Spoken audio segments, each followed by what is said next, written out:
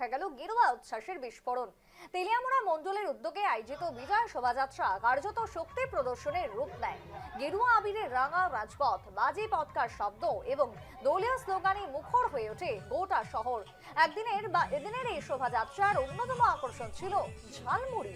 BJP কর্মীদের হাতে দেখা যায় কাগজে মোড়া ঝালমুড়ির ঠোঙা। রাজনৈতিক মহলের মতে এটি ছিল প্রধানমন্ত্রী নরেন্দ্র মোদীর পশ্চিমবঙ্গের নির্বাচনী প্রচারের সেই বহুল আলোচিত মন্তব্যের প্রতীকী উপস্থাপনা। শোভাযাত্রায় অংশ নেন কয়েকশো বিজেপি কর্মী সমর্থক। তারা প্রত্যেকেই ঝালমুড়ি, আবির এবং সর্বোপরি পতাকা নিয়ে স্লোগানে এবং আনন্দে মেতে ওঠেন তেলিয়ামুড়ায়।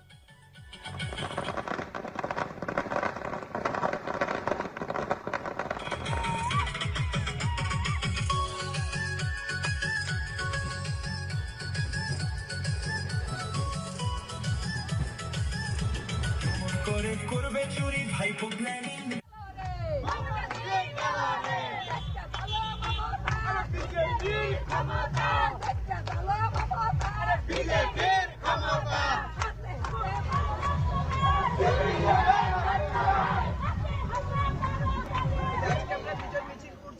তিন রাজ্যে আমাদের যে সাফল্য, অসামান্য যে সাফল্য, এই সাফল্যের আনন্দে আজকে ভারতীয় জনতা পার্টি তেলিয়ামুড়া মণ্ডলের কার্যকর্তারা, আমাদের গোটা মণ্ডল কমিটি সহ গোটা আমাদের পঞ্চায়েত প্রতিটি বুথ থেকে কার্যকর্তারা এসছেন।